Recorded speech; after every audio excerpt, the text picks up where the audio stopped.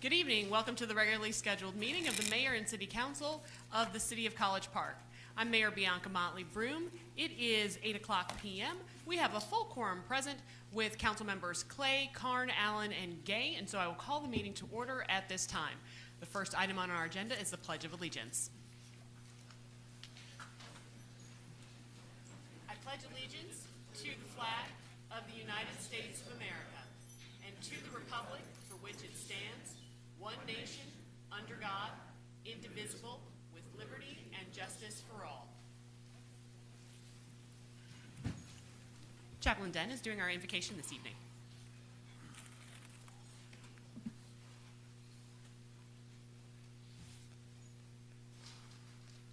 Good evening, Madam Mayor and council members.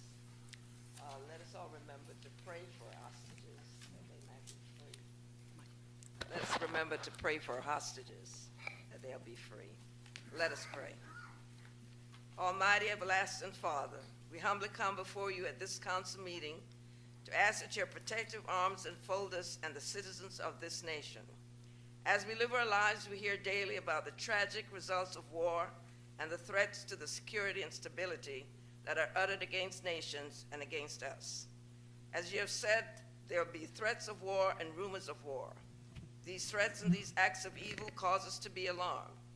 Lord, we pray that you'll not allow us to be confused or confounded by those who promote terror and massive destruction and harm upon your people. But we pray that you, through the Holy Spirit, increase and strengthen our faith, and we'd always turn to you, our refuge and our strength. Be with those who you have raised up to serve and protect us in the city of College Park, our mayor, council members, and staff of various departments. Grant them the resolve and the commitment to perform their duties to promote peace and safety and security for all fellow citizens. According to your holy will, keep us safe in a world that is far from safe, faithful in a world that knows little of true faith, and secure in this world that knows no real security apart from you. We boldly ask these blessings in the name of Jesus. Amen. Amen. Amen. Additions, deletions, amendments, or changes to the agenda. Mr. Hawthorne? Yes, Mayor, I'd like to request an addition, a motion to extend contract with Georgia Department of Transportation for the Global Gateway Connector Pedestrian Bridge Construction Project to extend the time to October 31, 2024. I'd request that it be added to the end of the business agenda. What number would that be, Mr. Hawthorne? I think that would be 9. What's the number, Shavela? Oh, H. the last item would be 9H. All right. Okay, 9H. Any other additions, deletions, amendments, or changes? Hearing none, is there a motion? Motion. Thank you, Councilman Karn. Is there a second? Second. Thank you, Councilman Allen. All those in favor? Aye. Thank you, gentlemen. That is unanimous. The next is adoption of the agenda, or approval of the agenda. Is there a motion? So moved. Thank you, Councilman Clay. Is there a second? Second. Thank you, Councilman Karn. All those in favor? Aye. Thank you, gentlemen. That is unanimous as well. The next item on the agenda is a regular session, approval of the regular session minutes from October 2nd. Is there a motion? I move that we approve the minutes from the second session with one correction that I have. Thank you, Councilman Clay. Is there a second? Second. Thank you, Councilman Karn. Councilman Clay, go right ahead. On packet page number 5, line 52, I think the word should be phasing rather than fading. I think I passed that on. You did, Councilman Clay, and I checked, and it was fade. It was phasing. It was fading. Fading. Yes. Okay. Then I'm good with that one. Any other comments? Councilman Karn? No. Councilman Allen? No comment. Councilman Gay? No. All those in favor? Aye.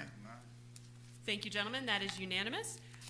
Approval of the workshop session minutes from October 2nd. Is there a motion? So moved with comment. Thank you, Councilman Clay. Is there a second? Second. Thank you, Councilman Karn. All those, I'm sorry, I apologize. Councilman Clay? Okay, I'll turn it over to Shavela again. did anything get put in that I gave you? Workshop was what was said also. I double checked that as well. You what? Workshop was also what was said for the record. For all There are four no- comments? Yes. Wow. Okay, Yep. I'm good. Councilmember Carn? Anything? No. Councilman Allen? No. Councilmember Gay? No. All right, all those in favor? Aye. Thank you, gentlemen. That is unanimous as well. We'll move on to proclamations, resolutions, plaques, and announcements. We have 3 proclamations this evening for Two Chainz and True Foundation. Another recognizing the heroism of the fire and police personnel, and our last for Mr. Warren Bond. Let's go.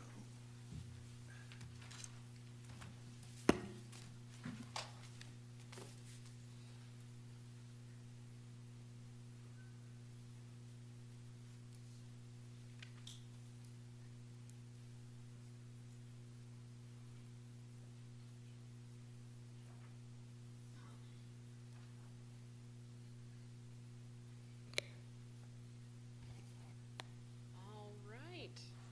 So we have a proclamation for Two Chainz and True Foundation Incorporated. Anyone who is here for that proclamation, come on down.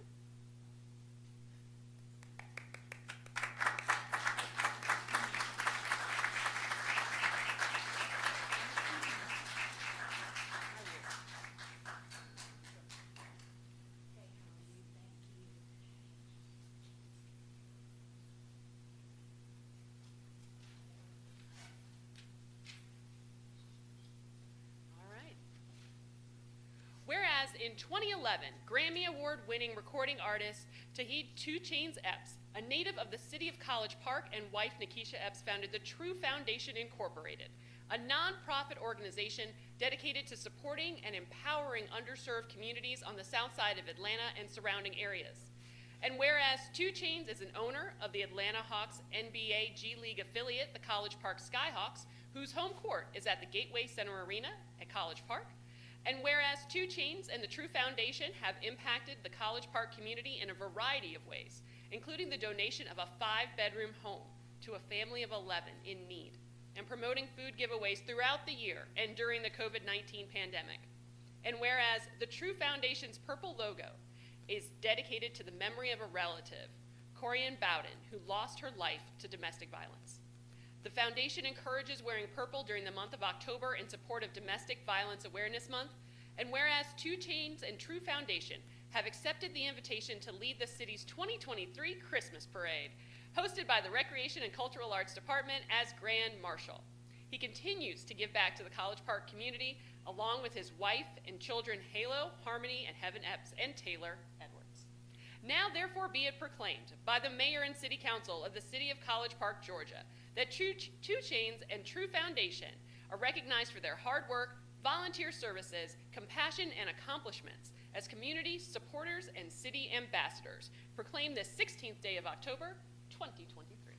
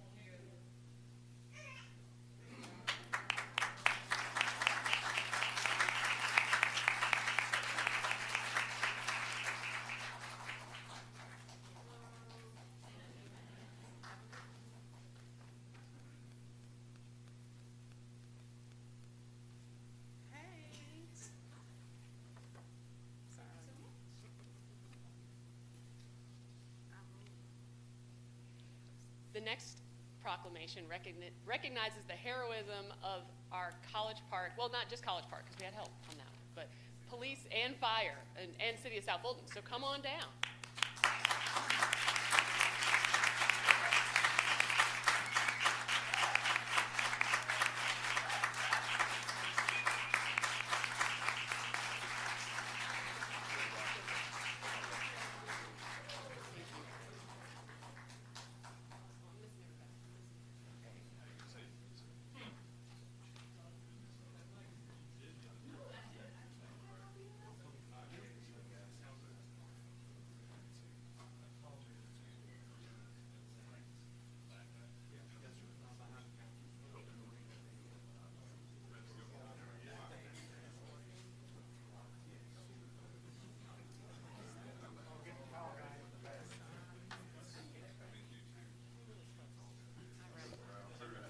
I haven't read anything yet.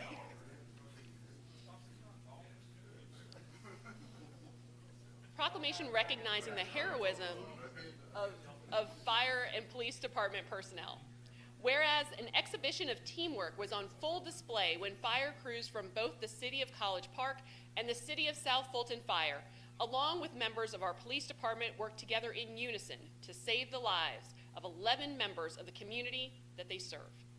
And whereas on Saturday, September 16th, 2023, at 7:29 a.m., College Park Fire Rescue was dispatched to a structure fire of a multifamily dwelling on Godby Road. The College Park 911 Center received multiple calls reporting heavy smoke showing from a 3-story apartment building with several residents trapped inside on the upper floors. And whereas upon arrival, the incident commander began to formulate a plan of action.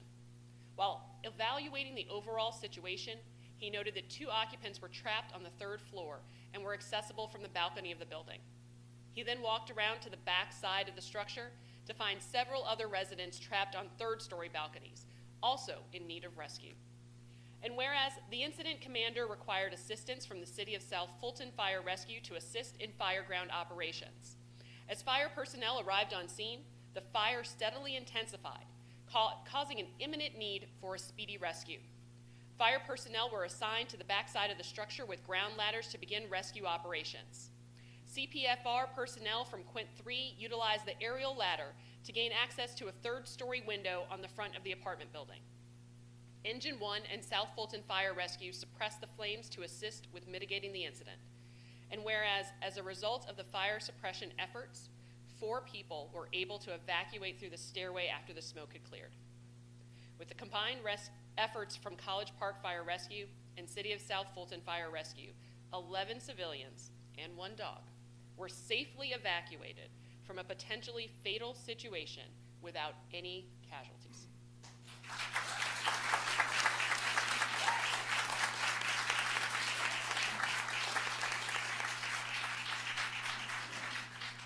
Now, therefore, be it proclaimed, as a result of the fire suppression efforts, 4 people were able to evacuate, and the mayor and city council of the City of College Park, Georgia, do hereby commend the College Park Fire Rescue Department, College Park Police, and City of South Fulton Fire Rescue for their outstanding efforts and service in the protection of the citizens of the City of College Park, and particularly for their life-saving efforts during the residential structure fire incident on Saturday, September 16th, 2023.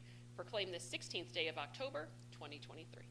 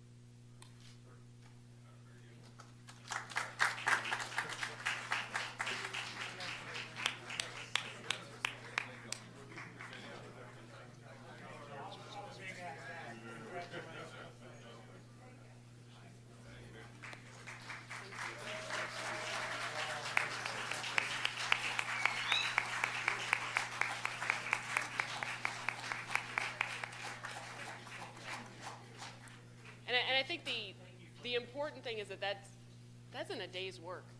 That is what they do, and that is why they're here, and it is why we are so grateful that they have chosen to serve this city and our surrounding communities. And it speaks to the efforts that we have with our neighboring jurisdictions to make sure that everyone is safe and sound.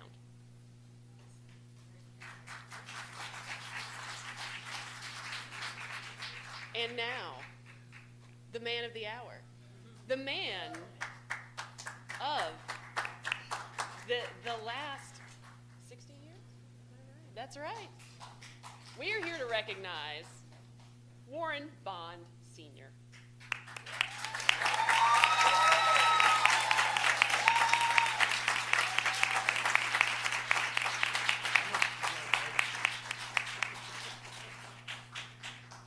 Whereas Warren Bond Sr. was born in Atlanta, Georgia on September 10th, 1944, and grew up in the house that his grandfather built on Columbia Avenue across from the College Park Police Department with his grandparents and parents. His father, William Bill Henry Bond, was an avid community photographer who documented parades, community activities, and dedications of plaques and more. It is because of his dad's love for photography, Warren always had a camera by his side. And whereas tragedy struck with his father's passing, but it opened a new chapter in Warren's life. College Park Police Department's captain of detectives, Earl Peppers, recognized Warren's talent and asked him to accompany him to photograph police events. At the young age of 16, Warren found himself documenting challenging scenes, from homicides to fatal accidents, honing his skills in reading crime scenes. And whereas in 1963, Chief T. Owen Smith appointed Warren as the city crime scene photographer, marking the beginning of a remarkable career. His reputation spread, and he became the late-night crime scene reporter for WQXI Radio in Atlanta. Chief T. Owen Smith introduced him to Clayton County's Chief of Police, Howard Smith, leading to a fruitful partnership that allowed Warren to expand his photography business across Clayton County and the city of College Park. And whereas his expertise led him to various areas of photography, including working with Tri-City Realty's Bob Disharoon, one of the greatest joys of his career was having his children, Camille and Warren Jr., join the family business. Camille manages day-to-day operations with perfection, while Warren Jr. brings invaluable talent and experience.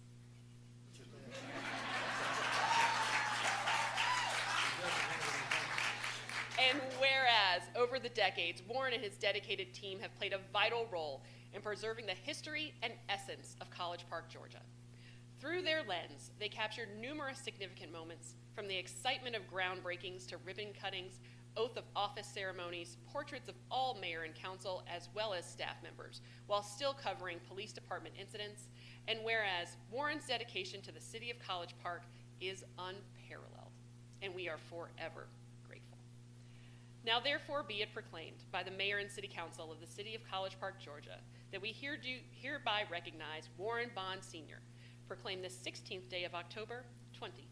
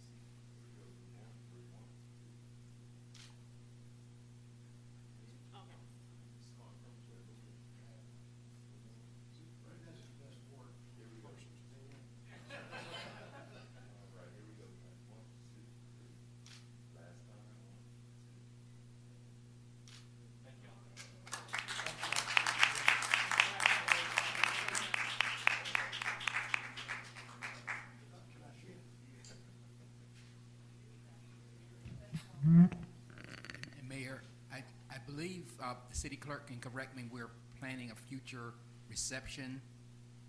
Calendar Mr. as well? Warren Bond is gonna let me know about that. Okay. We spoke about that on Saturday, so. All right, so we'll keep you future date, posted. we'll let you know. Yeah.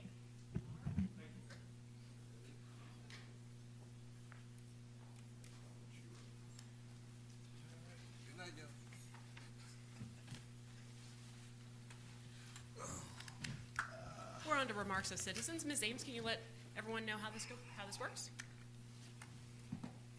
Yes, ma'am. If you would like to speak in the remarks of citizens portion of the agenda, you had the option to sign in at the podium or submit an email by 7:00 p.m. If you did not get to do those two options, you will have a chance to speak at the end if there is time remaining. The first comment is James Walker, 2071 Rugby Avenue.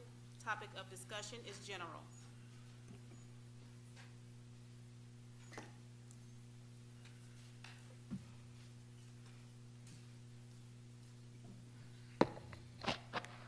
Good evening, Mayor and Council. Evening.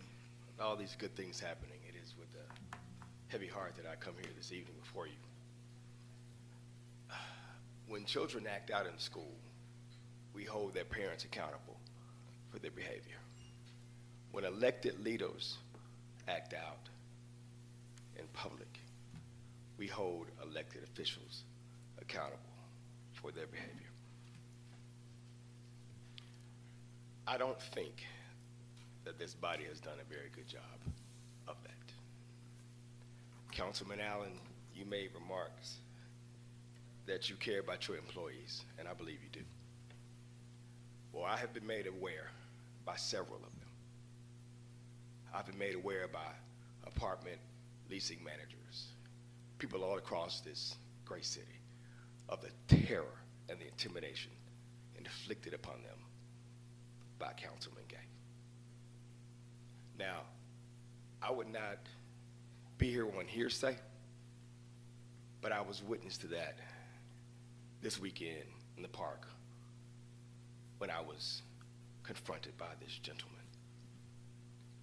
So, what I've been made aware of, and I'm sure you will know, there are pictures out there of this person interacting with a city employee, presumably on city time and on a city dime, that is compromising.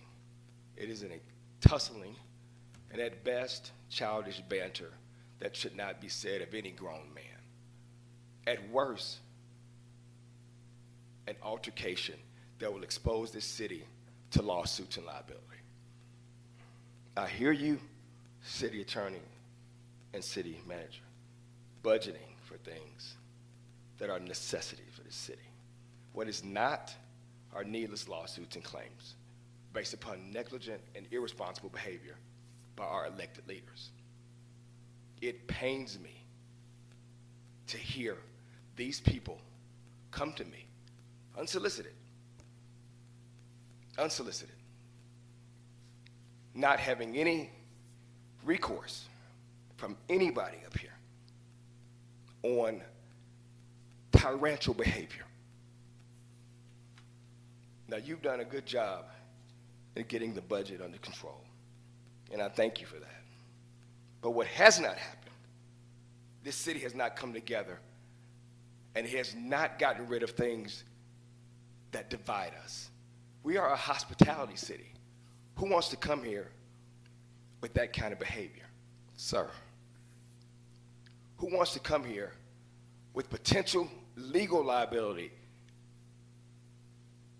exposed daily by actions that should not be told about an adult? Mr. Thank you, sir. What's your name, sir? Thank you. So while I hear you and I see you, I don't think the people of College Park hear you or see you about things that affect them when they're intimidated, when they're made to feel less than, when employees can't go to their department heads for fear of retaliation. I've witnessed things said about me that were defamatory. Yes, defamatory and slanderous. that have been spread throughout College Park. And it is, to me, a sad testament of where College Park is right now. And I hold each and every one of you accountable, just like every citizen that pays taxes to fund city services as well as your salaries. We are not in the business of childlike banter and foolish behavior. We are in the business of getting back to business in city government. A budget that works, a unified city that works for all, concern for the less fortunate and the marginalized, giving voice to the voiceless who are scared. It's time to do better. Ms. Ames, next. Yes, the next comment is Jamel McKenzie, 2447 Odell Way. Topic of discussion is PD. Good evening, Mayor and Council. This evening, I just wanted to speak on one thing. Last year, as I was serving in my capacities as the Director of Chaplaincy for our College Park Police Department and the Executive Director of the Ignite Resource Center, I worked in conjunction with our College Park Police in the submission of the Department of Justice grant by including a letter of support for that grant funding. I was so happy that we were able to get our first grant, which was what John Ossoff came and visited us. That was the ballistics grant. But now we have a grant before you, which is Department of Justice Office of Community-Oriented Policing Services grant in the amount of $373,000. I want to commend Ronnie Wyatt and our Deputy Chief of Police, Sharice McCrary, who worked diligently on the submission of this grant. It was not easy. It was submitted the first time and we had issues and it had to be resubmitted. And I'm here today before you to ask you to vote in favor of approving item 9B, which is the acceptance of this $373,000 Department of Justice Office of Community-Oriented Policing Services grant in the amount, again, which I said. The purpose of this grant, the funding will be used for the projects and specified under the heading, and I'm reading this, Community-Oriented Policing Services. This will help us with technology and equipment and projects for our department. The beautiful thing about this grant is it's not going to take any city money. It doesn't have any cost to us as a city. And again, I'll get back up again and talk about the budget hearing, but I really believe that this is one of the things that we need to be about as a city, identifying grants. I mean, we're looking at a budget right now that we just don't have the funds coming in for, and we've got to begin to think outside the box. Our police officers not only need this, our city not only needs this, we need so much more. So I am asking that you, when you get up to item 9B today, that you will make the decision to vote in favor of our police department. Thank you very much. Ms. Ames? Yes, next I have Kenneth Anderson, 2900 Camp Creek Parkway, to discuss general.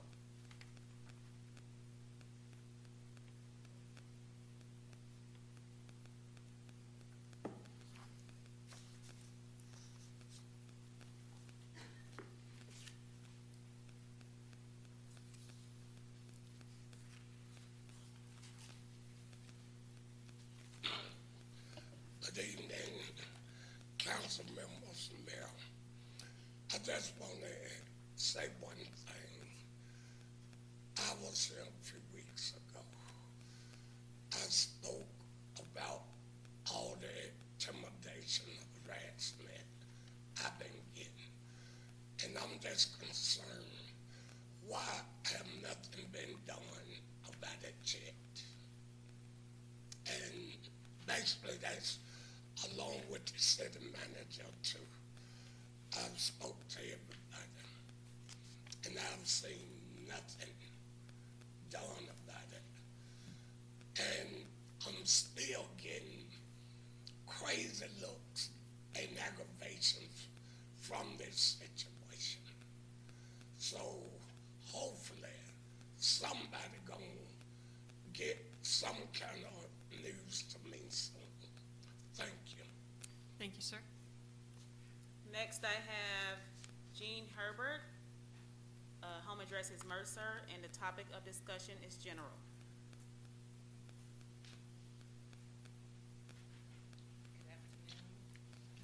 Afternoon. Good afternoon. Yes, I wanted to speak about having a debate among the candidates. The reason that Can you bring your microphone up a little bit? Thank you. the reason that I'm concerned about that is I respect anybody that is successful and they've had limited education, but in today's world, in today's society, it's not really the best example for the constituents of this community, which is 81% black.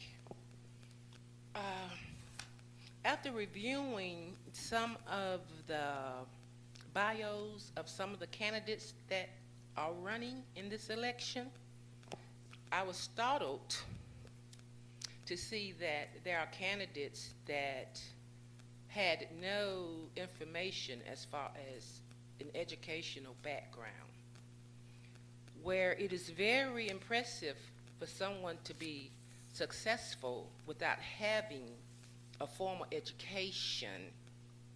The chances of doing that is highly unlikely for little black boys and girls.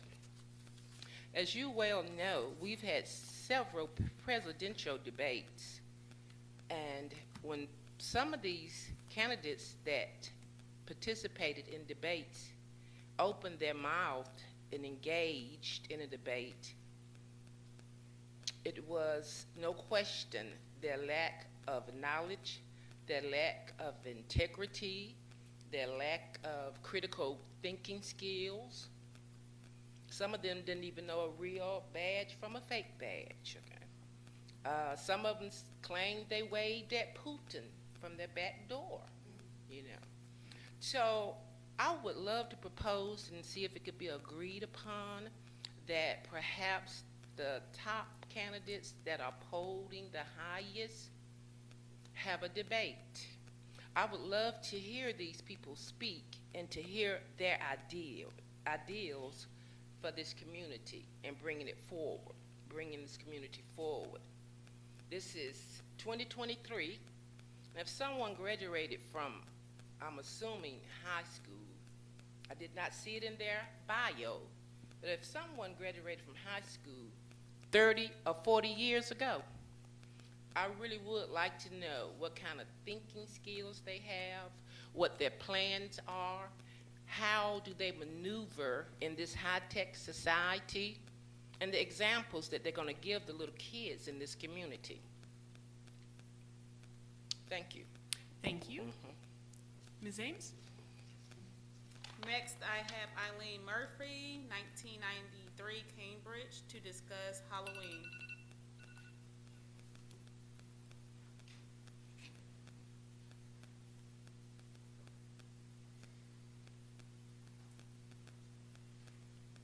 Good evening, Mayor and Council. I'm Eileen Murphy, and this is, and we are representing the College Park Women's Club. We wanted to announce that the College Park Women's Club, number one, is going to participate with the College Park Police Department and the rest of the departments in the trunk or treat that they are having at the Tracy Wyatt Recreation Center on the 27th. If Officer P is here, we really appreciate all of his help on that. I think we've done this for about 6 or 7 years, and it's been outstanding.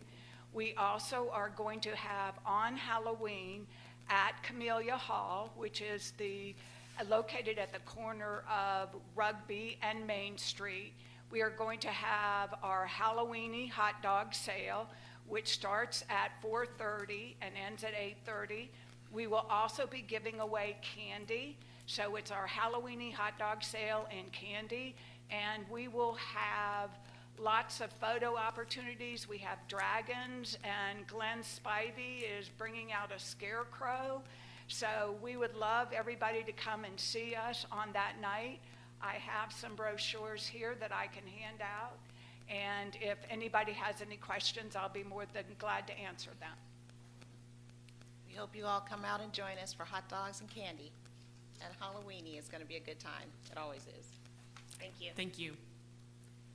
Ms. Ames? Next, I have Tom Coleman, 1993 Cambridge, to discuss, it looks like public hearing on the millage rate, so this is on the agenda for later, so we're going to move on. Next, I have Spicita Jackson, 1937 Cambridge Avenue, topic of discussion not listed.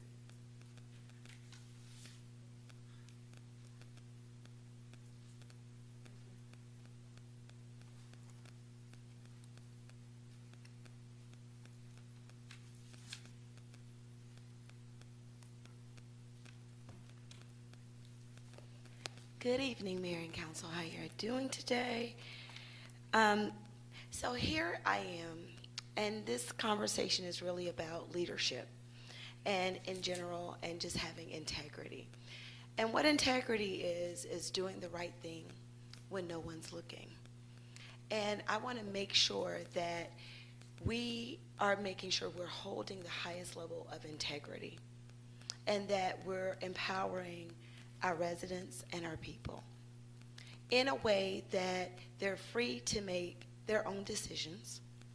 They're free to wear shirts that voice their choice, and that doesn't prohibit them from exercising the First Amendment.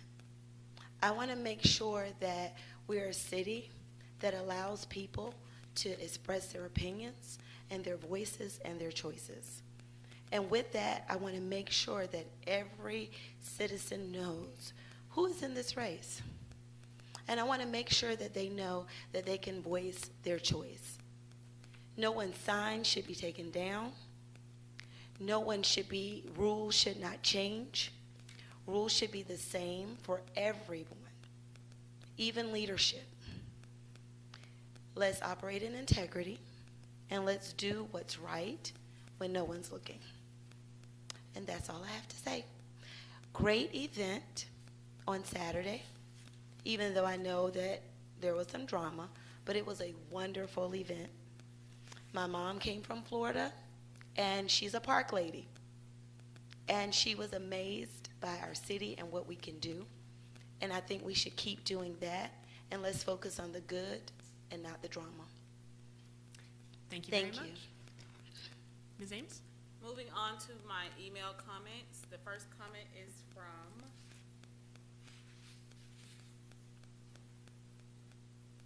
it says Bob V.O.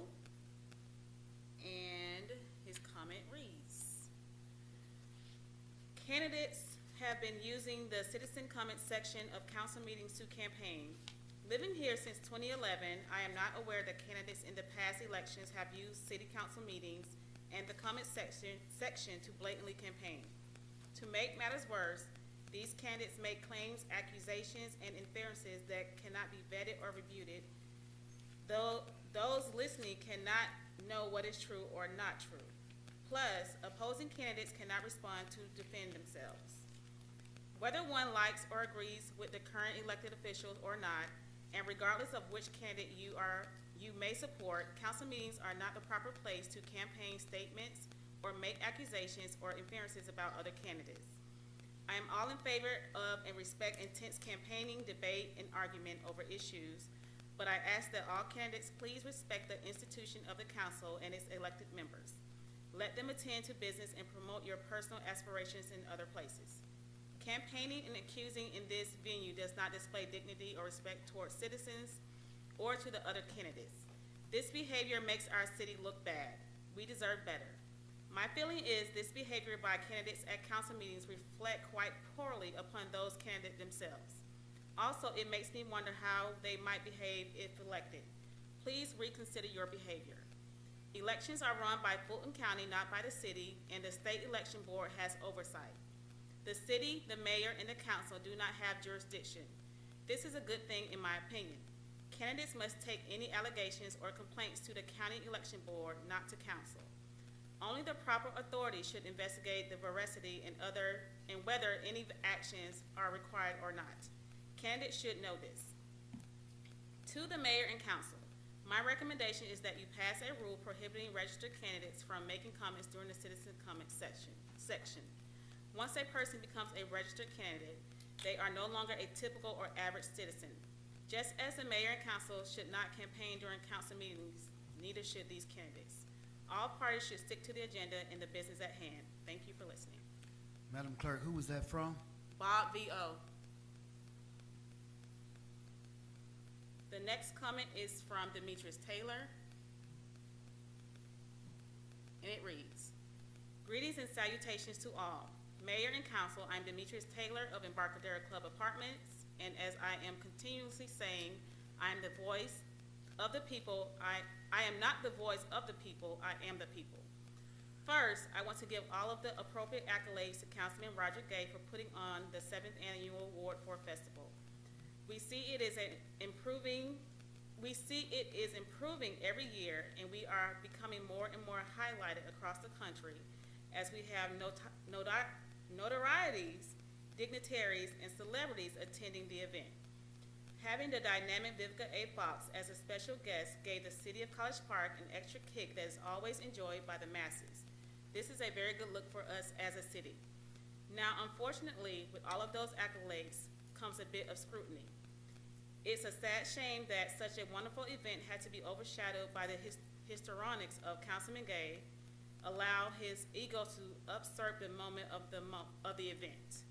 Your decorum was in very poor taste to the utmost, and the allegations and assumptions you made were completely unnecessary and uncalled for. Plus, the notion of attempting to remove adults from a public park simply because of their clothing that you either didn't like or find complimentary brought about a spectacle that the event didn't warrant, sorry. Even our police department was embarrassed by your behavior. Absolutely deplorable. I'm sure you're going to address this in your filibuster you call your Ward 4 report, but sir, are you the one that brought about the tension that was present? You did. So please think about that before you make your remarks. And speaking of deplorable, it's a sad shame that grown folks have to be told like children to leave other people's things alone. At the last council meeting, the issue of campaign signs being removed, stolen, broken, etc. is completely ridiculous. If you must resort to cheating to win an election, how do you expect the people to trust you? With the allegations made that elected officials are behind some of this nonsense, our reputation succumbs to the precedents created by the city of South Fulton. They say politics is a dirty game, and trust me, I'm learning that throughout this campaign season. But politics need to be added to this equation. Our math is simple. 1 + 2 + 3 = 1 College Park. Anything else is not clearly College Park. These are my thoughts. Thank you for obliging me.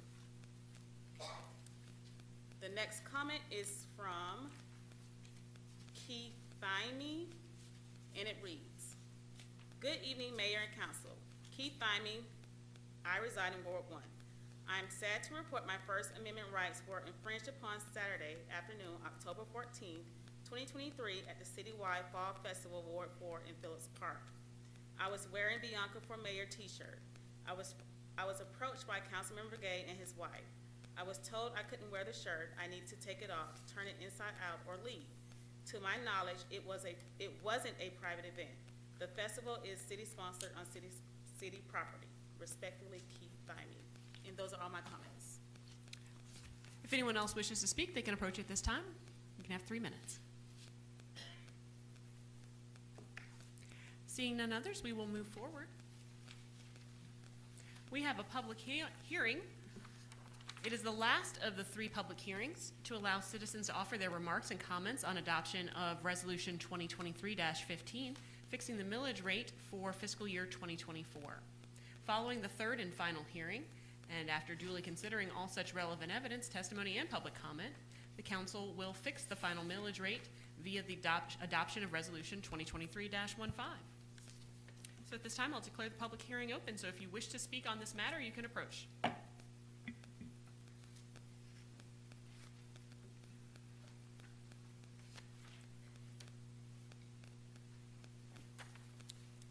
as you speak, please say who you are and where you live in our city. Good evening, Mayor and Council. Tom Coleman, 1993 Cambridge Avenue. Let me first address the process here with hopefully some constructive criticism. So this is the third public comment hearing, but we had no information to work off of until in the middle of last week, until the data at the special call meeting was brought forward. How could someone reasonably offer any constructive comments on there? And even the details that you went over tonight were not posted until this morning, I believe. Now, I'll give our new city manager a pass on this because he was partly he just came on board, didn't have full control over all that. But I suggest that we do that better in the future. I also note that the city manager likes to quote the chapter and verse of the charter or the other applicable things, and so I point out in good humor. Mr. This Coleman, comes under the newly. can you make sure that this comes under the newly adopted core value of transparency. Secondly, I disagree with the conclusion that we are in a strong financial situation here. And I won't go into each of the suggested additions here, so you'll be glad to hear that. But I would like to point out that I thank the city manager for putting in the other income streams that affect this thing.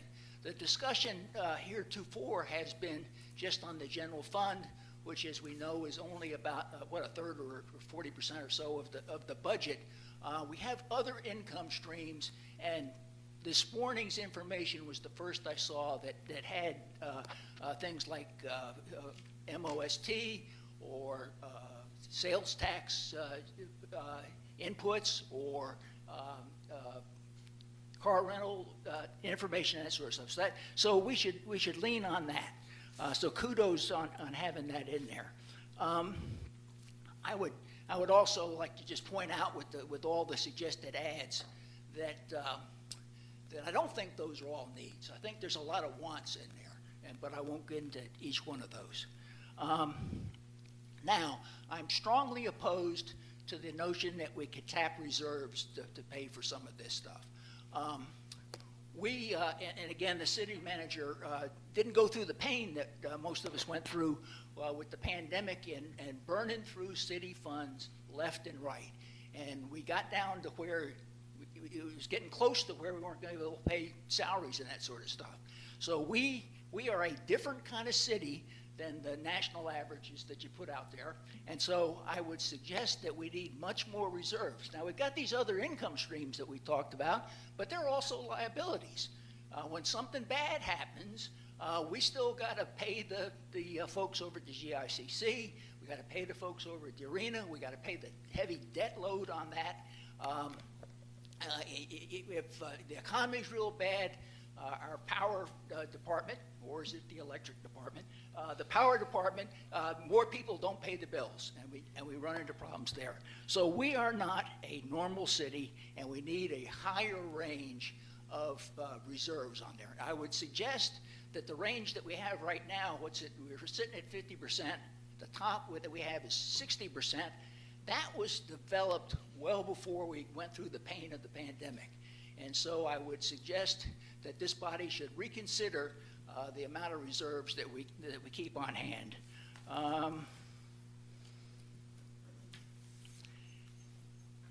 Again, part of that is brought upon by the high debt load that we have from the GICC and the arena. And so that's just where we are.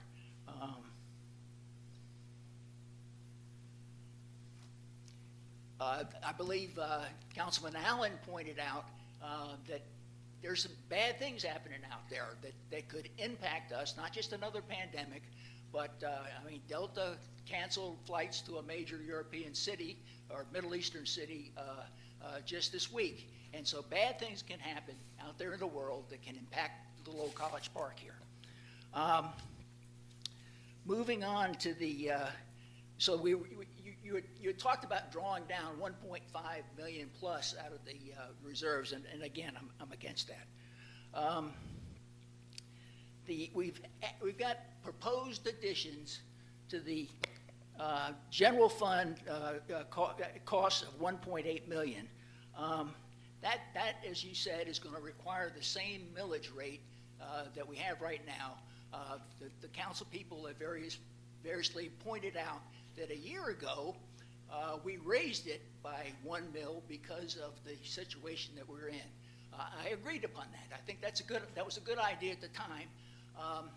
The semi-handshake was, the reason we had to do that was because hotel motel taxes and car rental taxes, income from those streams went way down. So the taxpayers in property tax had to pick up the slack.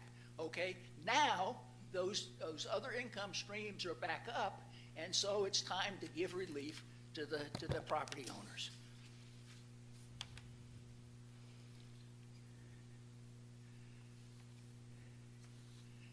Now, that still, going back to the previous millage rate, still gives us a raise in income because of the increased tax digest. So it's not like you got to cut out every one of those things that you asked for. Some of the council people pointed out, rightfully so, I believe, that there's some slack in the current budget, and we can squeeze some more money out to fund things. We don't have to cut everything that was on that proposal, but there's many that we can and should. The other thing we might want to look at is increasing fees. There's lots of services that the city provides, some of which are to outside residents, that we can raise fees upon and get some income that way.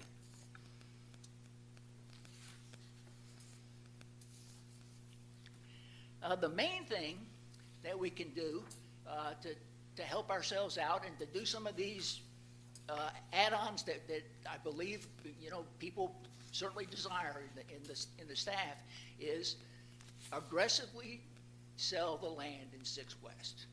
Clearly that's going to increase the tax digest, more money will come in, and we can do all those things that we'd like to do. And you'll be glad to hear that in closing, I had the ability in the last 6 weeks to go around to the various wards and talk to people in the campaign process here. I won't get into that, of course, but in talking with people, I asked them, what are your concerns? What are your problems? Everybody had different things, as you can imagine. However, one of the more common answers was essentially worried about the cost of living. Okay, and that goes across all 4 wards. Now, you council people and mayor, there's very little that you can do to help our citizens out in the way of cost of living, except, all those things on the I'd like to have $1.8 billion list. Yeah, one thing that's a good idea, helps this person here. That other one's a good idea, helps these people out here. This is kind of nice, helps those people out there. The thing that you can do to help every citizen of College Park is roll back the taxes to the previous level. Every citizen. Property owners will get it directly. Renters will get it by way of non-pressure on raising the rent, and your constituents will be happy. Thank you very much. Thank you, sir. Sorry, ladies and gentlemen, please refrain from reactions one way or the other. If anyone else wishes to speak.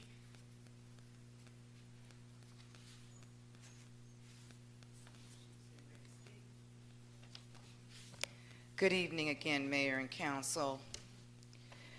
As you know, I came before this body last year asking you not to increase the millage rate. I was concerned because I knew that we had citizens that this would really be a burden. It would impose a burden because our property values, the assessed property values, were going to be higher. Of course, now we've seen the trend where assessed, they're going down.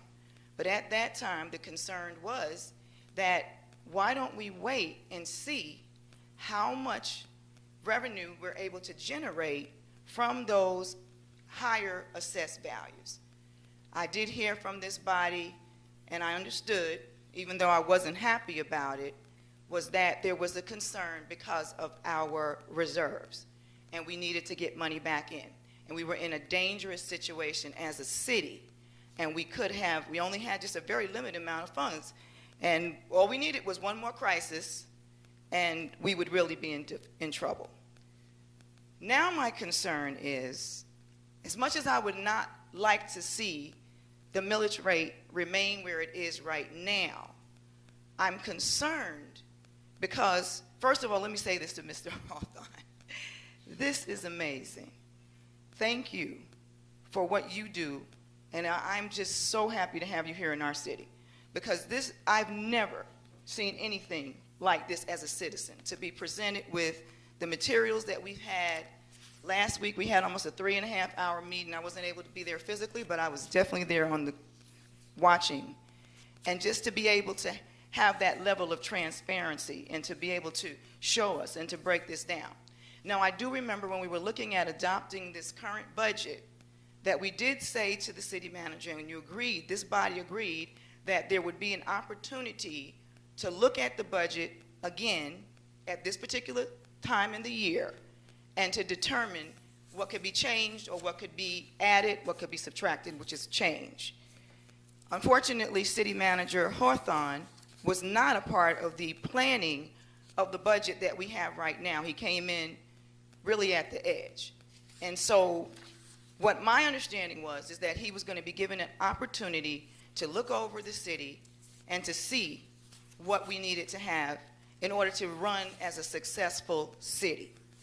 This budget modification is what our city manager came up with as a professional. Now remember, as a city, we haven't been in the greatest shape. I just heard Tom Coleman say that we just bleeded during the COVID pandemic. We made a lot of dumb decisions because we just didn't know any better, okay? And those decisions left us as a city struggling, having to raise taxes on our citizens, okay? So basically, now we have to look at this again. Are we going to make more dumb decisions? I hate to use the word dumb, but that's what it comes out to. Because what I see that our city manager and probably our department heads, who are the experts, remember, they're the experts. We're, as a body, elected officials, I'm grateful for you, but we have a city manager and we have department heads, and their job is to be the experts, to come before this body, make recommendations that are going to improve the quality of life and the success and the prosperity of us as a city. So we asked them, no, I didn't ask them, you all asked them to come up with what they thought that was going to entail. So they came up with it, and here it is. Now, what they have would not allow us to lower the mill rate. In fact, we'd even need to raise the mill rate in order to get this budget done. And I know we don't want to raise the mill rate, but here's my questions. I'm just getting started. My question is, how needed are the budget modifications, okay?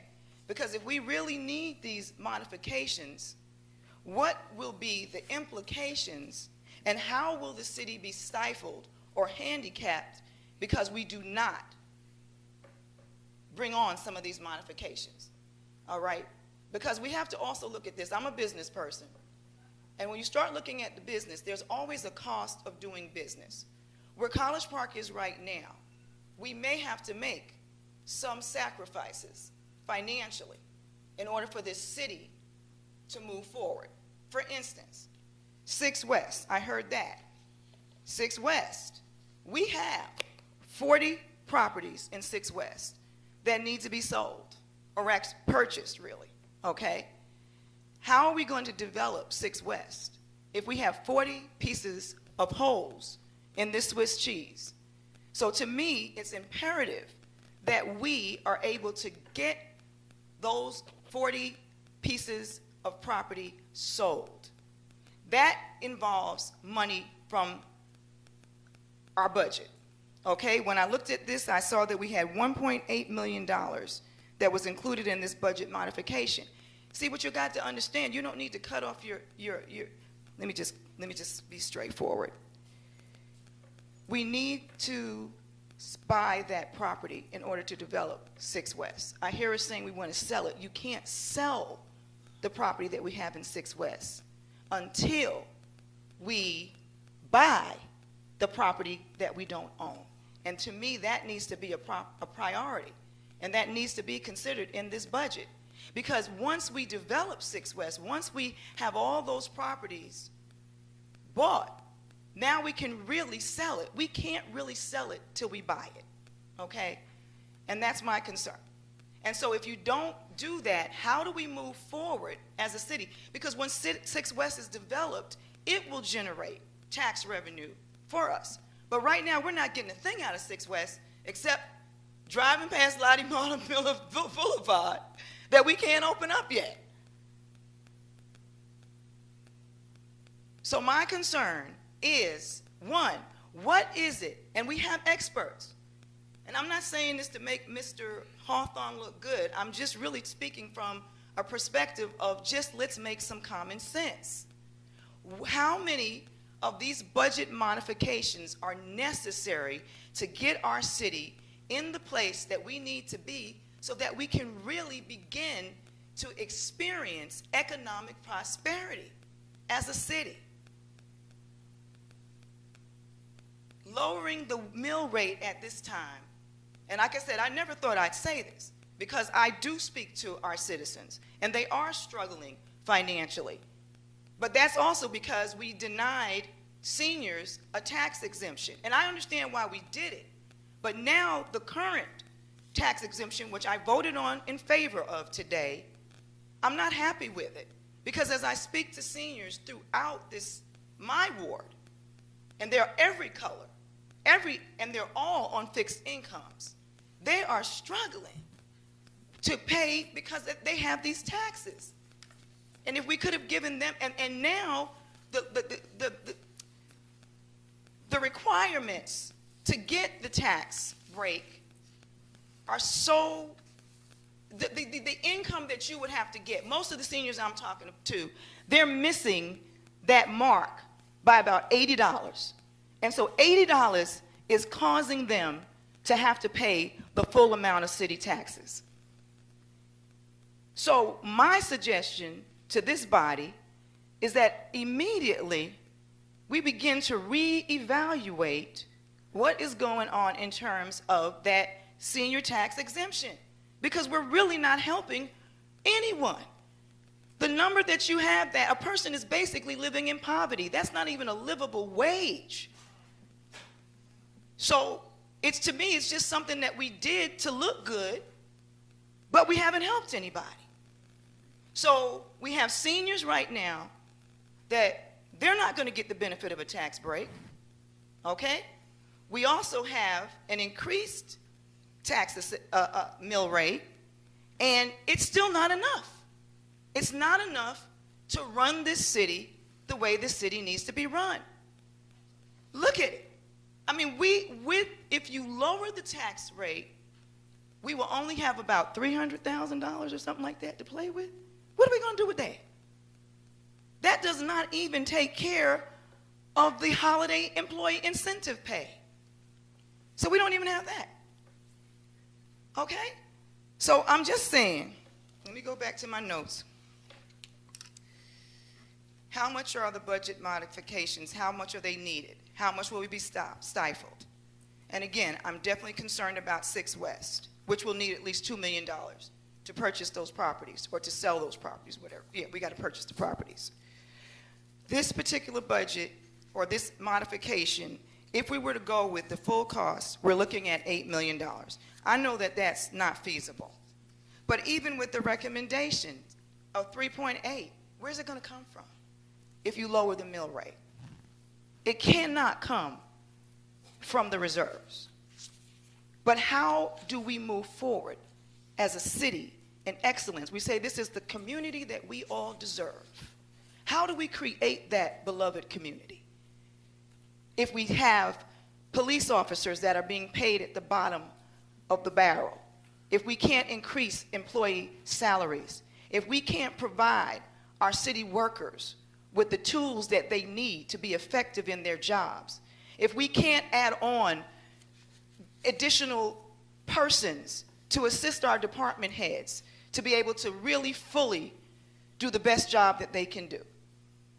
So again, yes, it sounds good to lower taxes, and I'm totally in favor of it. But I would really like to find out from this body, what is your plan for the progress of our city? Are we just going to stay stagnant and operate half-sail? Or are we going to really begin, I say this all the time when I come up here, are we going to begin to think outside the box? Because if we're not going to lower these taxes, we still don't have enough money. If we lower the taxes, we still don't have enough money. So what are we doing as a city to identify additional sources of revenue? What are we doing to find some of these things on this can be grant. You can get grants. There are some things, but you just have to have, but we need a grant administrator. We need somebody that goes after that. That's another salary. Just make sure I've said everything. It's kind of nice not being under 3 minutes. So my question to this body is, what do we want our city to be?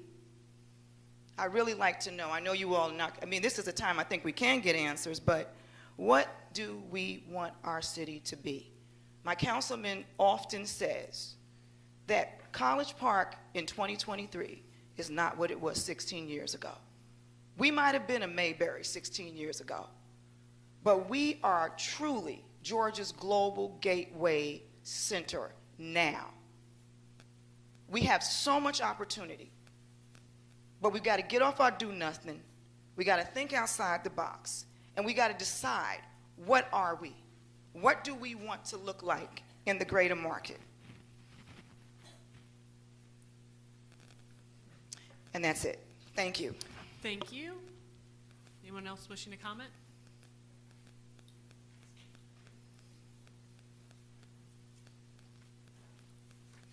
Hearing none others, I'll declare the public hearing closed. I'd like to make a motion. Councilman Allen? I'd like to make a motion that we drop the millage rate by 1 mil, making it 12.619. And I'm going to expect the city manager to look at other recommended sources for funding, because I think they're out there. Like Councilman Clay mentioned, the Battery area out off of Godby Road brings in a lot of money. I think we need to look at that. That's a lot of money. I don't believe all of it's accounted for, and I haven't seen the numbers, but I don't believe it is, and I believe that will take a good portion of this. So if we sit and look at that, I think we can come up with these. But I'd like to make a motion, we drop the millage rate by 1 mil to 12.619. Is there a second? Second with discussion. All right. Thank you. We'll start with Councilman Clay. Well, as I said in the work session, and Councilman Allen just mentioned, I think there were a lot of excellent things put together for the review that we had last week. I think that there are some things that could be possibly changed in and out on that, but generally speaking, I take the city manager's recommendation. I strongly believe, because I saw it when we reviewed the budget, that when the first quarter results are analyzed, we're going to find that we have done better on revenue, gotten more revenue than was probably anticipated, and that we likely have not had the degree of expenses that were anticipated in the current budget.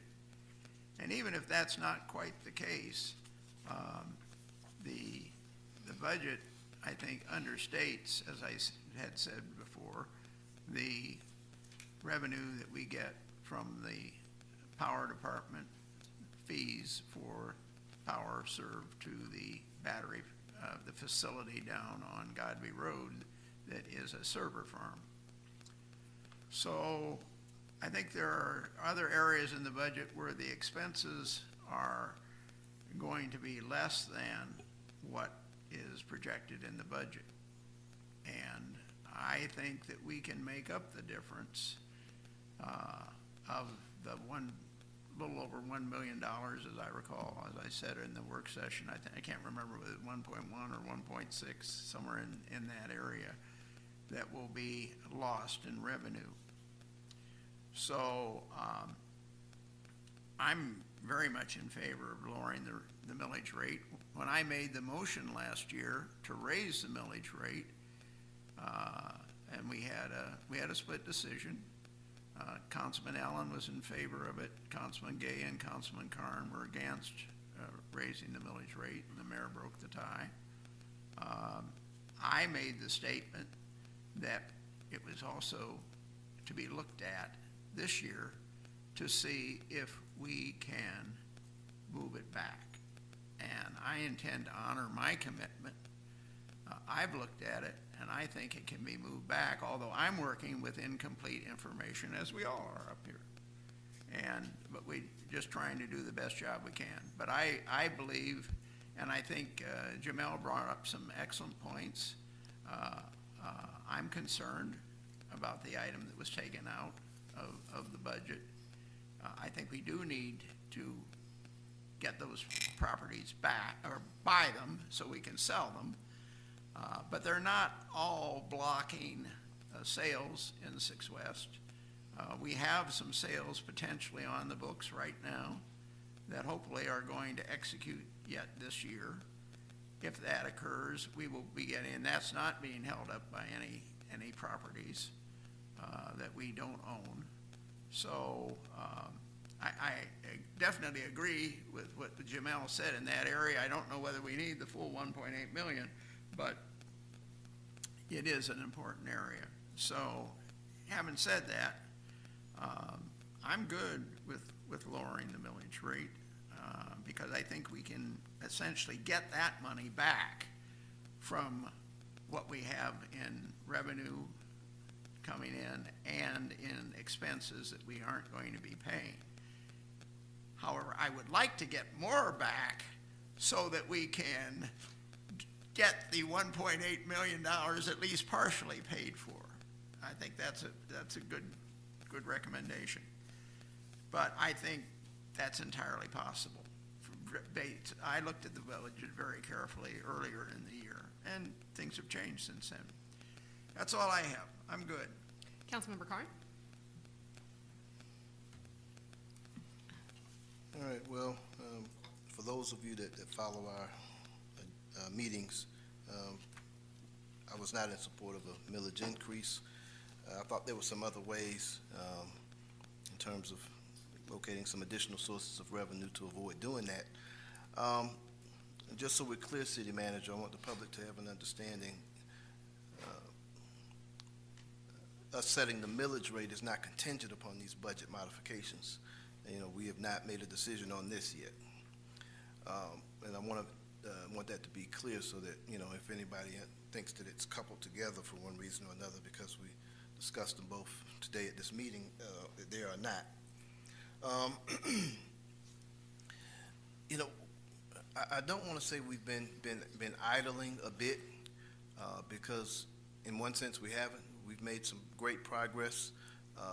City manager is wrapping his arms around the city and getting a full understanding of what's where and what needs to be reorganized.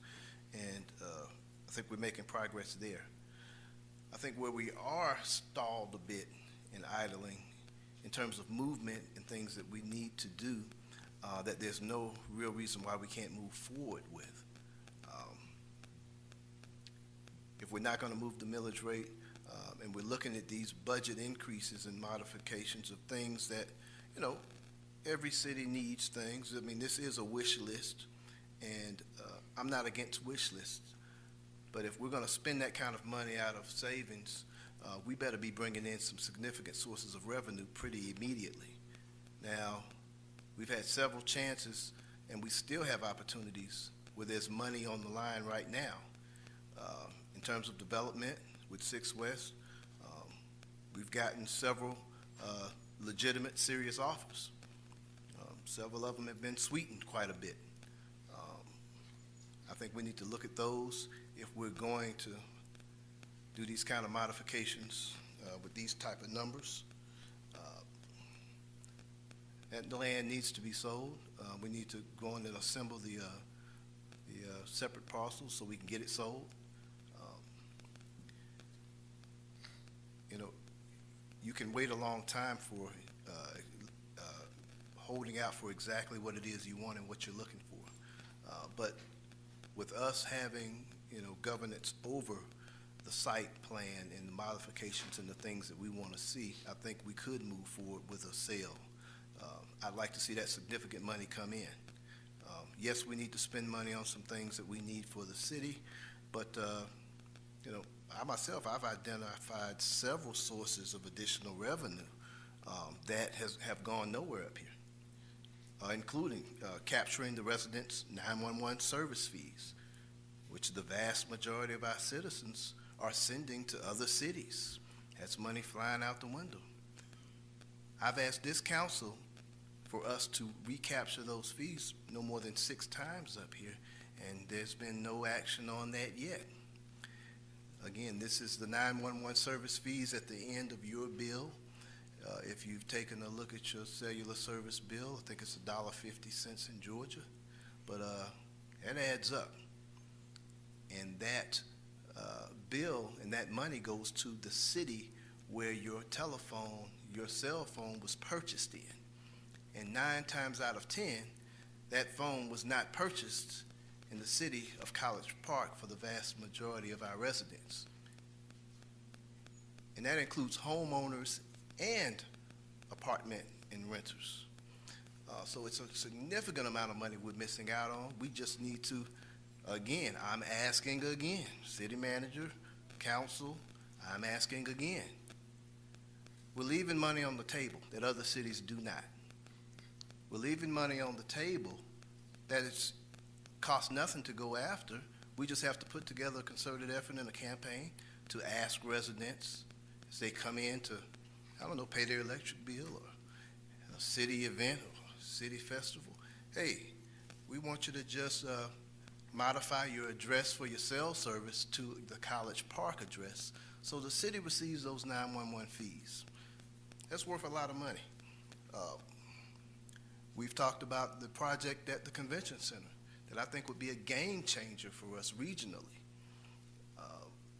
And I am not an expert in terms of those type of projects, but looking at what we could potentially do there, there's a project at the convention center that can conceivably generate almost as much revenue as the convention center does annually itself. So there are other, we need to look down some of these other financial corridors in terms of new sources of revenue if we're going to move forward and make progress. You know, years ago when I was here, Ambrose's predecessor, I recommended that we purchase those 30 acres, 30 plus acres around the convention center. And he said we shouldn't get into the real estate business and we can't afford to do that right now. My reply was that we couldn't afford not to. And I convinced this body to. And look at the development around that center now. We've got to make investments, but at the same time, we've got to get off the dime and do the things that we need to do. And no deal is going to be the perfect deal. But we've got some moves that we need to make, and for some reason, we seem afraid to make them.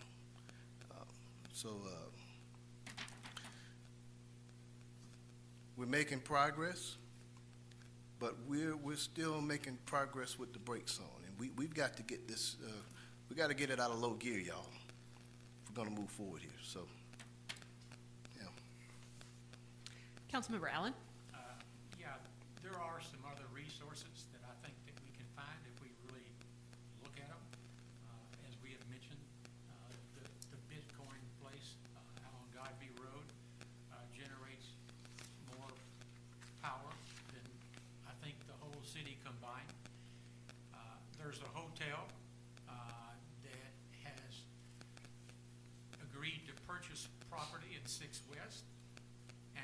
Lottie Miller, the infrastructure is done, and we talked about this at the meeting the other day, when the Lottie Miller infrastructure is done, over $3 million comes to the city within 60 days. That's $3 million. And that money could be spent taking care of a lot of these issues. So, again, I ask that the city manager and all the department heads go back and take a look and find other ways, because I think there are some out there. And I think our citizens have suffered along with us.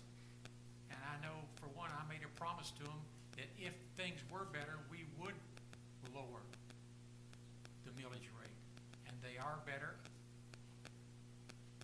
And just that $3 million alone will take care of just about everything on this list.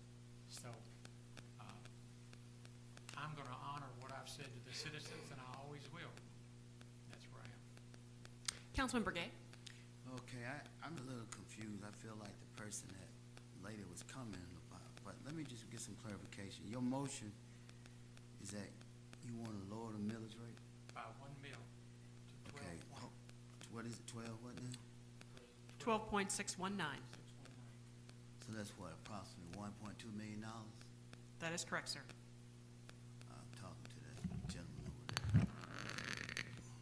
Well, that is the net difference approximately compared to what the finance director projected in the budget. So is your motion and your second recommending the projects or not? No, it's to lower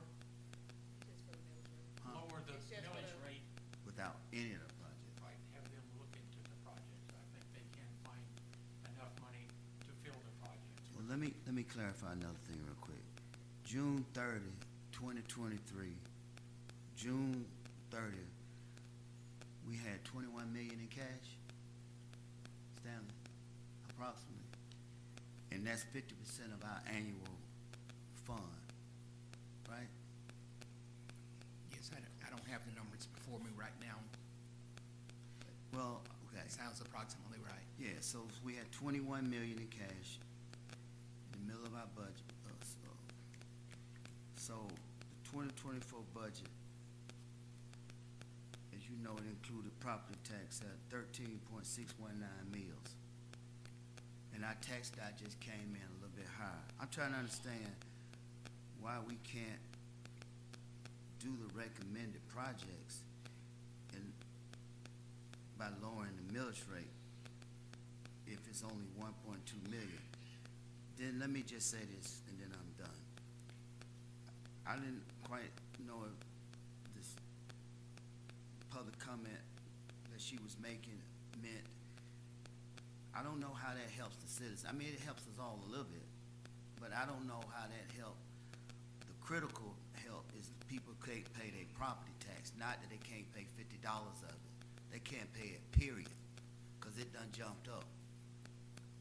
So when I propose that we exempt seniors from property tax based on 4,000 homesteaders, even if everybody took it, if they all cheated, that's what I was told the reason why we didn't approve it, and you didn't vote for it. It was gonna cost us approximately 1.8 million. I'm just trying to understand months later, how is it that lowering this meal, not recommending any projects, I'm trying to understand what does that do in the spirit of helping the most critical needed homesteaders, which is our seniors? This 1 meal only takes a very small percentage off our property bill, and we don't get any projects.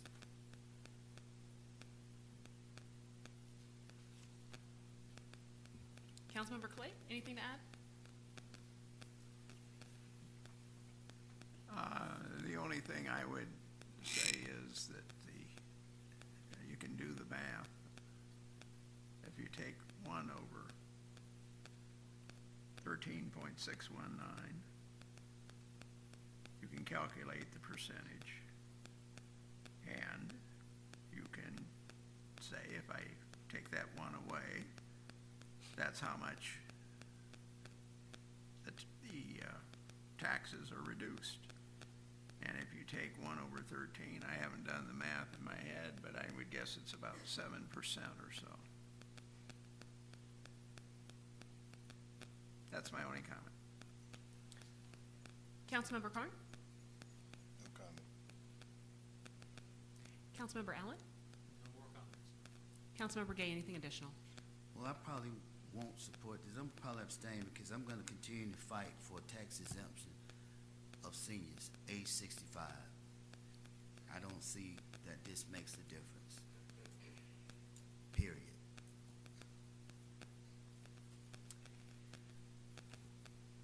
Mr. Curry, I think we are dealing with some technical feedback from at least one of these microphones. There's some popping going on, and I'm not sure where it's happening. It might be at the stand. And it seems to have dissipated now, as soon as I talk about it. Okay. Last year was a really tough vote, and what led me to vote in support of raising the millage rate last year was the fact that we did not have a funding source to support raises for firefighters without it. That was about 3/4 of that 1 mil increase. And you saw all of them here tonight. You see what they do for our community. And I will always support the people who support this community. We have homeowners, property owners who are supporting this community as well. And we have the opportunity tonight to support them in a substantive way, because our finances have gotten better. Councilmember Clay made that motion with the proviso that we would look at it, and if things got better, we would roll things back. Things have gotten better. We are seeing increased revenue from the data centers that are doing business within our city, from business license fees, and I believe that at the conclusion of the first quarter of this year, that we will see that we have had expenses that have come in under expectations given some of the vacancies that we have. Obviously, we're not where we need to be. We all want to be better. We all want to continue to keep on building this community that we deserve. I firmly believe we can do that with a millage rate of 12.619 and supporting the people who are, as Councilmember Clay said, feeling the pinch right now. Inflation is not as acute as it was a year ago. However, things are still going up. If we can do this for our community, we should. We can make these improvements that have been outlined by our staff. We can lower the millage rate. We can do all of it. I think it takes the things that we value, advancement and innovation. We've got to be thinking outside the box. We've got to be considering that for, let's say, I was looking at the police department's asks, and those are relatively minor in relation to all of those first quarter budget adjustments. But not having a full complement of officers like right now, which is the situation in so many other jurisdictions. I honestly, in talking with my colleagues around Metro Atlanta, no one I know has a full complement of officers right now. It's a very difficult time to find people who are willing to sign up and serve in that capacity. But not paying 16 officers through the first quarter results in money that was budgeted that hasn't been spent. And so there are opportunities within our budget to look at different ways of funding some of these requests that allows us to reach some of these goals without putting it on the backs of our taxpayers. I am in full support of that.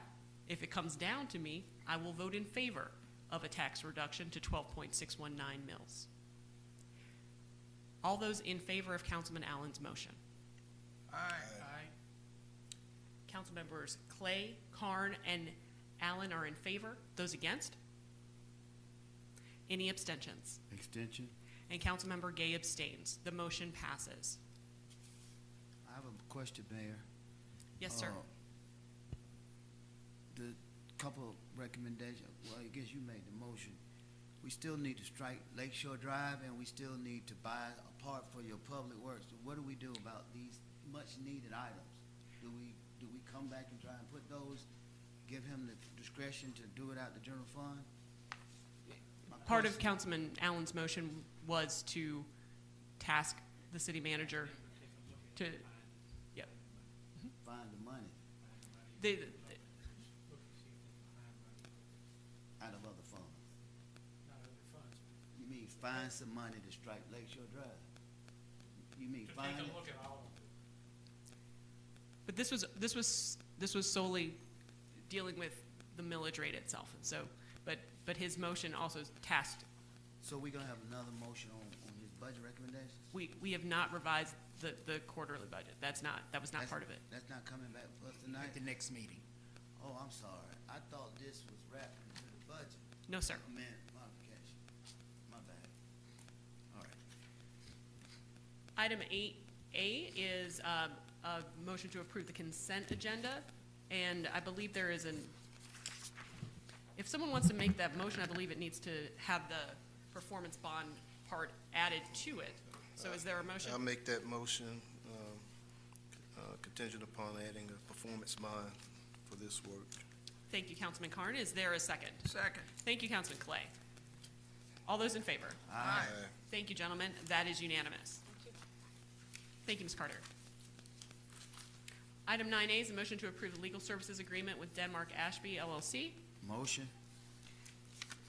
Thank you, Councilman Gay. Is there a second? Second. Thank you, Councilman Carn. Any discussion? Councilman Clay? Is this the same rate we had been paying? No, sir. As you may recall, we were, when the pandemic struck, we went to a flat arrangement and a reduced hourly rate for litigation services. And so this contract would eliminate the flat fee and take the rate to $195. Okay, has anybody done a projection on what the overall cost you think it'll be for the year? No, sir, I have not.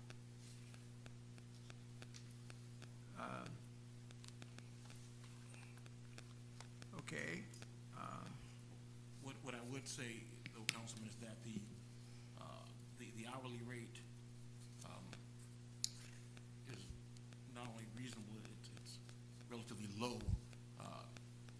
Considering That's my recollection from what it was before, that it was relatively low, that you have been very much in the ballpark. Yes, sir, and I would just point out that, most hourly rates are well above $200 an hour these days. For instance, the city pays Dan Lee $250 an hour, and nothing against, but he deserves every penny of it. He's worth it.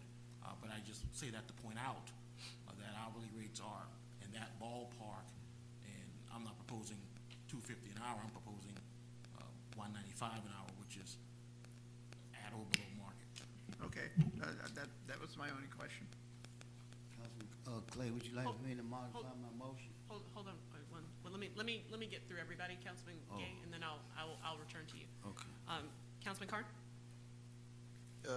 Winston, you've been with us for a good long time. No law firm is perfect. Obviously, you litigate, you have different issues. Obviously, I think you've done a great effort and job to protect the city, through the years. We thank you for that. I consider legal a department in itself, in a sense.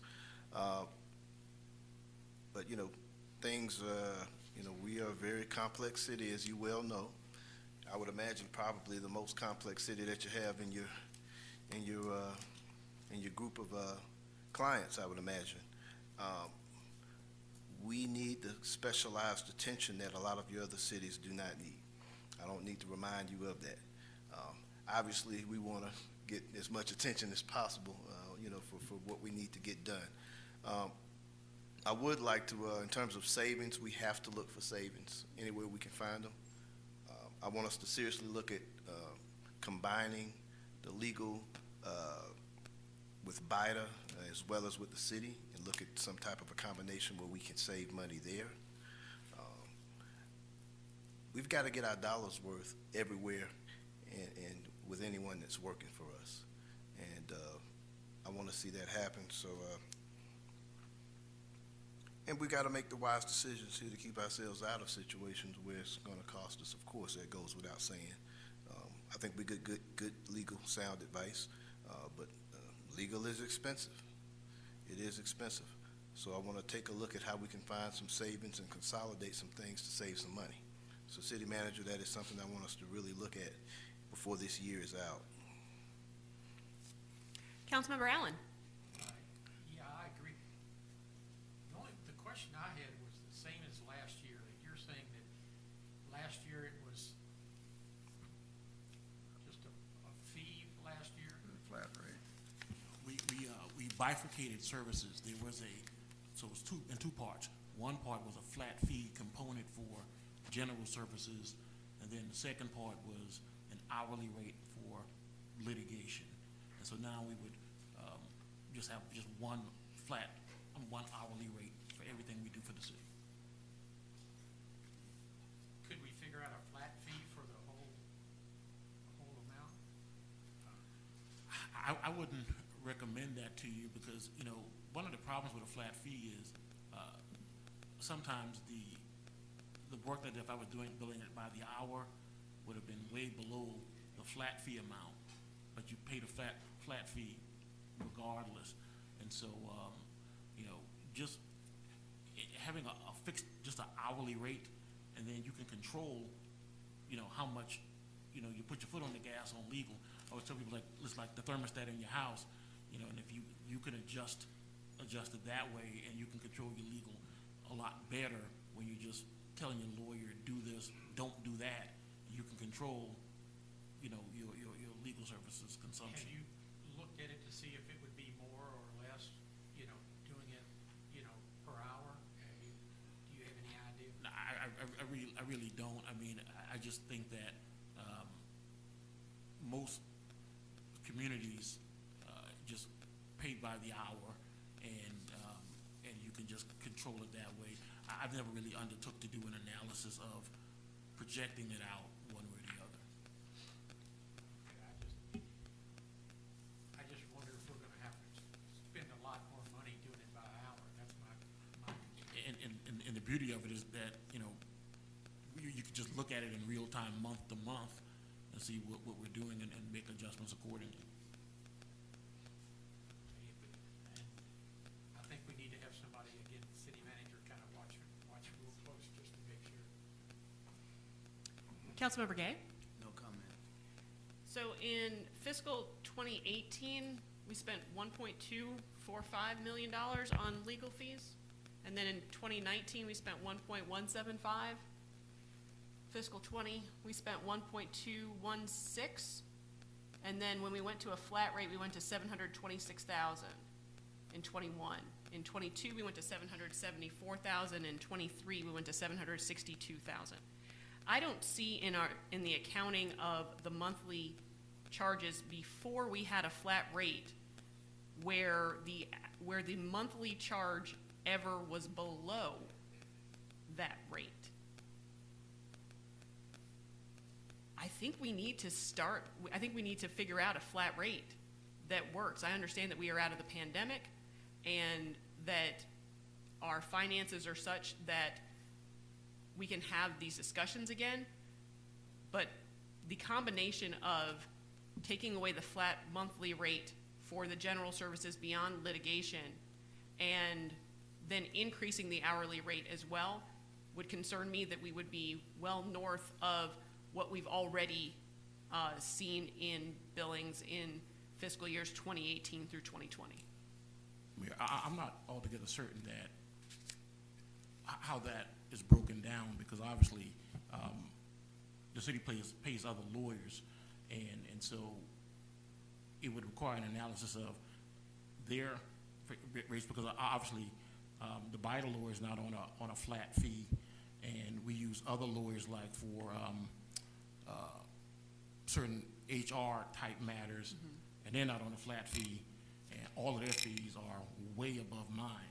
And so, you know, from my perspective, if we're going to go to a flat fee, I think we should do it across the board, because it seems that we're comfortable paying $200 and $300 an hour to other lawyers, but when we're talking about my fees, I guess now we have the idea of going flat. And so if we can pay $250 and $300 an hour elsewhere, I don't see where $195 is somehow an exorbitant sum. It's actually less than we're paying other lawyers, and those numbers that you quoted certainly aren't all my fees. There are others involved there. And so what I'm suggesting is that just going by the hour, which is a lower hourly rate than the city is paying other lawyers presently, is fair, and the city manager can monitor legal fees. We meet every Wednesday, and that can certainly be a topic of conversation at our Wednesday meetings. I understand your position on this, Mr. Denmark. I think we need further analysis of this to have a better understanding of how this change might impact our budget. Because right now, as Councilmember Clay asked, we don't have a projection of what this might look like for this current fiscal year. So, I mean, and no one has that answer right now. I think it would seem to me to be appropriate to at least give staff an opportunity to have that conversation, or to have that conversation, do the work, and come back and consider it. May I comment since I made the motion? You may, sir. I think you kind of answered your own question. You just gave us the breakdown. I think I heard approximately 5 years, and it sounded like before the flat rate, they were higher, and then you said you gave us a breakdown. It just sounds like, without me plugging in the numbers, that their numbers are being reasonably consistent and lower than the previous rate that they were charging before the flat rate. I don't see it's like our insurance plan that we bought with Kaiser, with the other company. We were doing the same thing with Kaiser. Their numbers were reasonably, there weren't any really variables. And then we used some analysis to go with another company. And then after they came back to they reported, well, we actually pay higher. So I don't know if this, a creative conversation, but I don't see anything Mayor, unusual. Mr. Hawthorne? I would like to weigh in on this. There's nothing that comes to you that I haven't taken a look, and obviously this was an item that I recommended. And I think there are a couple of things to consider. One is legal is a matter of circumstances.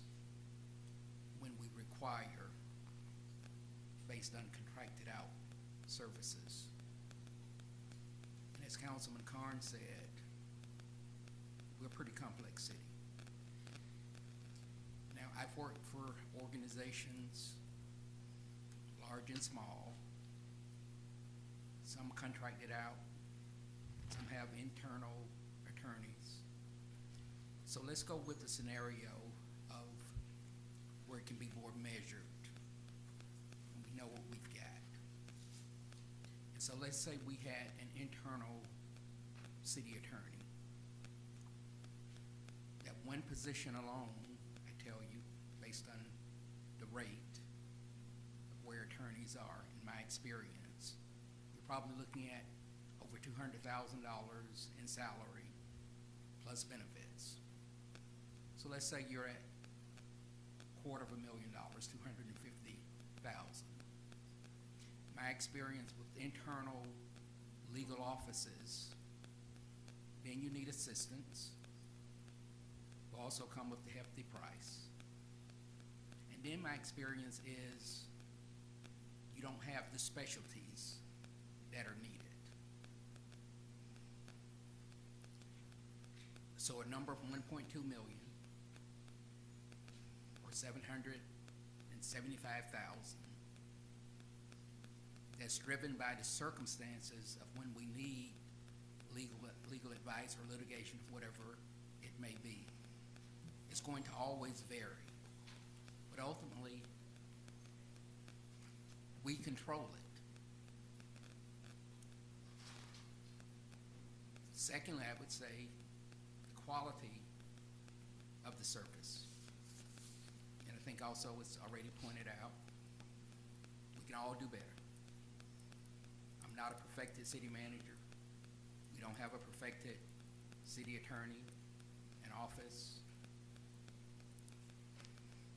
But they're effective in serving this city. And I say that somewhat from a relative standpoint.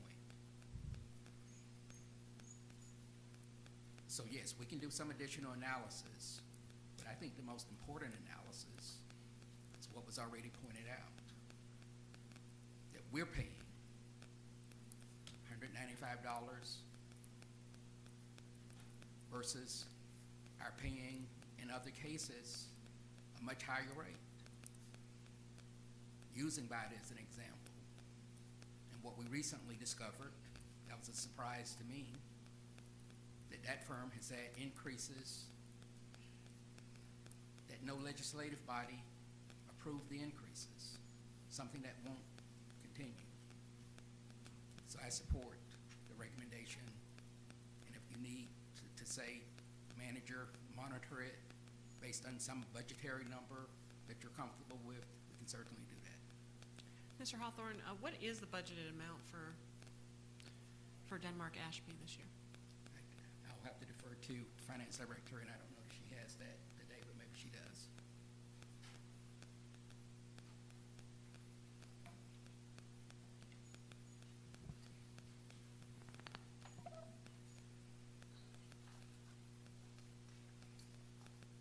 Good evening. I believe it's about 514,000 for legal fees. Is that total legal, including them and outside legal? Yes. Okay. And I'll be able to confirm in just a second.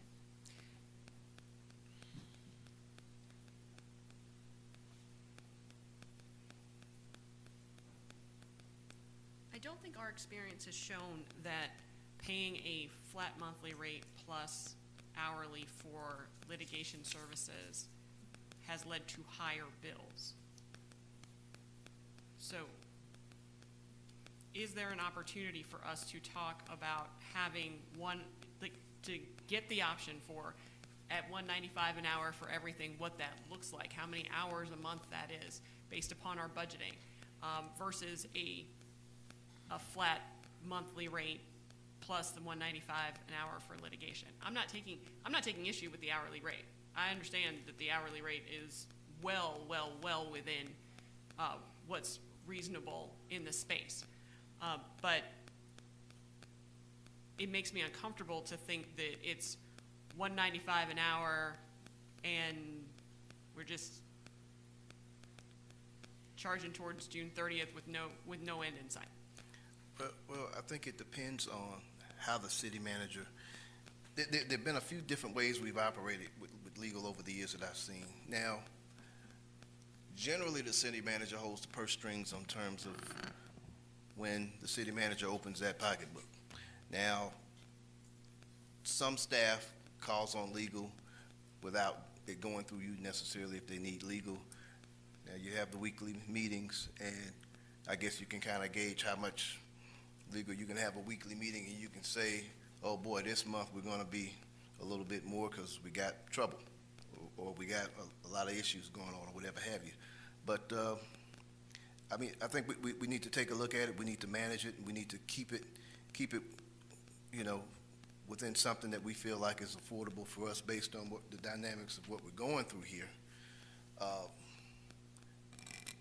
We can always just set a cap and say, here's the cap. If we're going beyond that, which we very well may, we talk about it, and then we say, well, if we gotta go beyond it. I mean, there are a lot of different options. I mean, if you set a cap at a mill, for instance, and I'm just throwing that out there, we could say that, so there are a lot of different ways we could do it.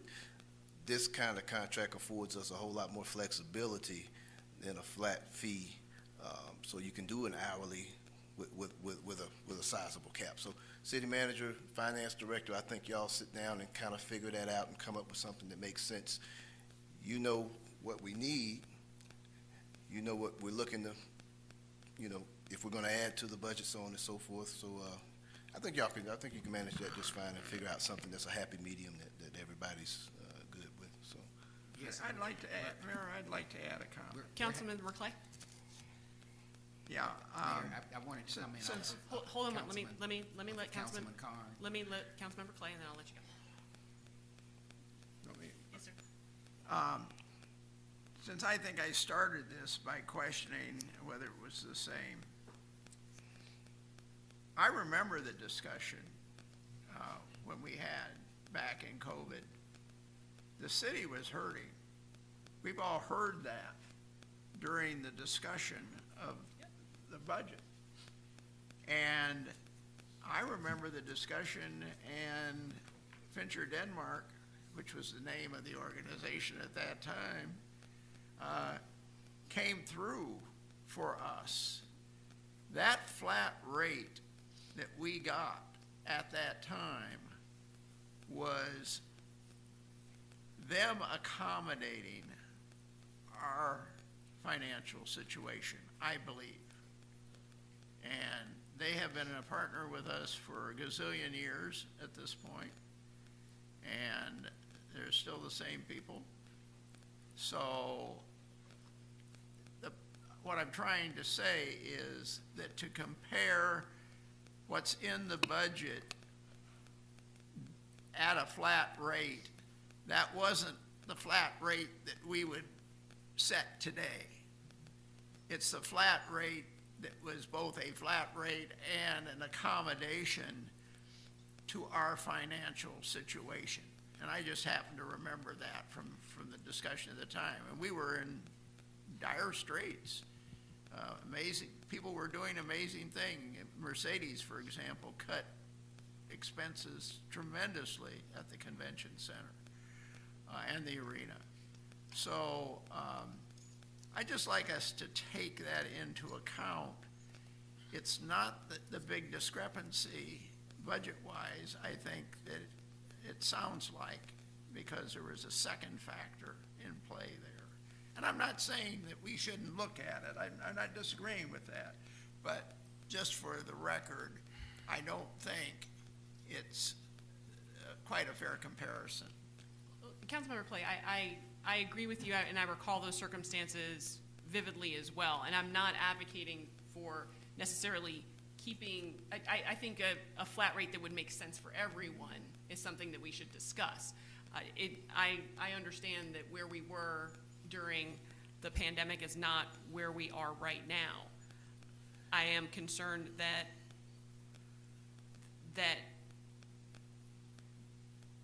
we are going to be in a space where we run into the risk of just escalating costs without any kind of expectation as to how they will go. But Mr. Hawthorne? Yes, and this was in reference to Councilman Carn's comments, but also Councilman Clay's at this point. I think one of the things that I'm discovering, because the finance director has recently advised me that we reconcile budgets at the appropriation center level, I believe the departmental level, on an annual basis. And I know that's going to be coming probably at your next meeting. I've been a bit astounded by some of the numbers that I've heard, saying some of the overages of different departments. And for the future, and not that we've got these resources now, because I know Ms. Flora Bradley and her staff are stretched really thin. And I've heard about, monthly reports, quarterly reports. We don't have the resources to do it as we as we should. And I'm aware of that, and there are resources that I'm telling you that probably are going to be coming with the next budgeting cycle to help to address some of those issues. How we should be measuring this is the budget authority that is given by the council. And at the point that the finance department and the city manager are aware, we may have to come back for additional budget authority, particularly when it's significantly more. And I don't think that's been our pattern. Now, the number that Ms. Bradley just gave of Can I make a correction? 614,000 okay, so 614,000. for everything. And I'm an analyst. So based on the numbers that the mayor read, giving historical numbers, 1.1, 1.2 million dollars, when there wasn't the flat rate. And since the flat rate, I don't think I heard anything lower than 750,000. So we've got to work on an appropriate budgetary number, and maybe we need to factor that in before we come back to you at the next meeting of what is a reasonable number. Because what happens with legal, we are not going to make decisions that exposes the city and say we're not going to spend when we have some unknown legal issue that comes up. But certainly there can be a rational threshold, and when it seems that for whatever reason we're going to exceed that, we need to bring it back to the mayor and council.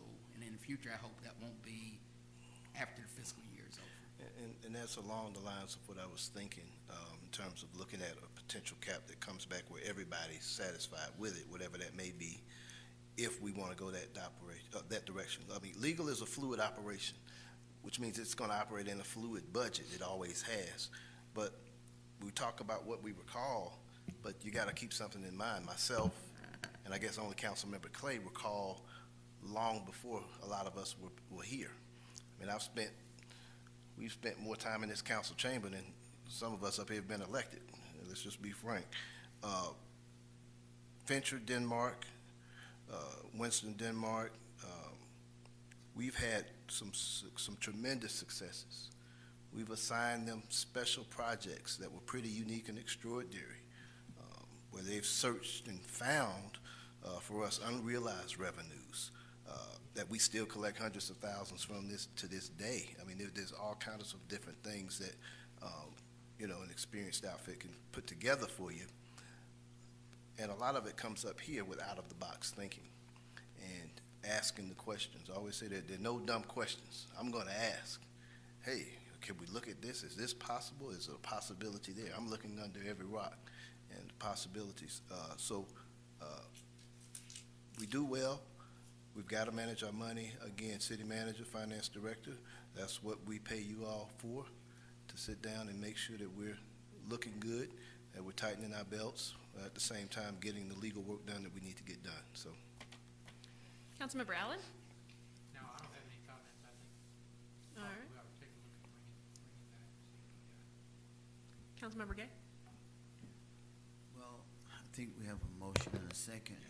Yes, sir. I do want to reiterate that I heard that we've learned that that firm has also found us a lot of money and saved us a lot of money.